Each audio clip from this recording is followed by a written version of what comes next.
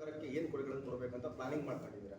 ನೋಡಿ, ನಾನು ಆಗಲೇ ಹೇಳಿದೆ, ಕಾರ್ಮಿಕರಿಗೆ, ಮಹಿಳೆಯರಿಗೆ, ಗಾರ್ಮೆಂಟ್ಸ್ಗಳು ಹೆಚ್ಚು ಬಂದು. ಯಾಕಂದರೆ ನಾವು ಇದೆಲ್ಲ ಕಾಡಂಚಿನ ಇದರಲ್ಲಿ ಜನ ಬದುಕಿನ ಪ್ರಾಣಿಗಳ ಜೊತೆ ಸಂಘರ್ಷಗಳಿದ್ದು ಎಷ್ಟೊಂದು ಜನ ನೋಡ್ತೀವಿ.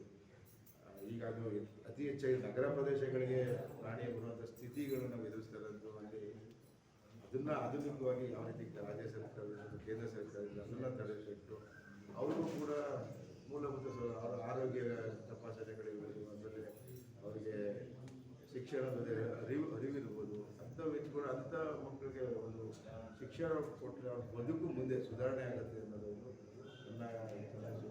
ಹಾಗೆಯೇ ಪ್ರವಾಸೋದ್ಯಮದಿಂದ ನಮ್ಮ ಕೇಂದ್ರದಿಂದಲೂ ಒಂದು ಪ್ರವಾಸೋದ್ಯಮಿಗೆ ಈಗ ಚಾಮುಂಡಿ ಬೆಟ್ಟ ಇವೆಲ್ಲ ಕೇಂದ್ರದ ಒಂದು ಅನುದಾನದಿಂದ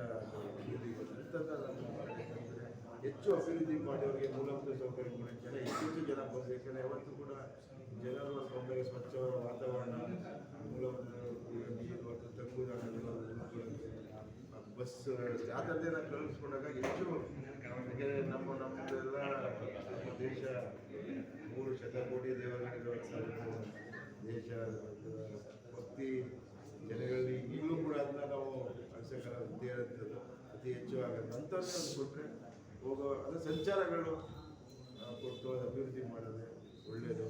ಅದಕ್ಕಿಂತ ಹೆಚ್ಚು ನಮ್ಮ ದೇವರ ನಮ್ಮ ನಳಂದ ತಂದೆಯವರ ಪೀರಿಯಡ್ ಮೀಟ್ ಇದ್ದಾಗ ಅದಕ್ಕೆ ಅನುದಾನವನ್ನು ಕೊಟ್ಟಿದ್ದು ಅದು ಕನಸಾಗಿತ್ತು. ಎಲ್ಲ ನಮ್ಮ ಹಿರಿಯರು ಶಾಸಕರಿದ್ದಾರೆ, ನಮ್ಮ ಸಹೋದರಿಗಳು, ನಮ್ಮ ಸ್ನೇಹಿತರು ಶಾಸಕರಿದ್ದಾರೆ. ಅವೆಲ್ಲ ಕೂತಿ ಒಂದು ಏನು ಹಿಂದುಳಿದ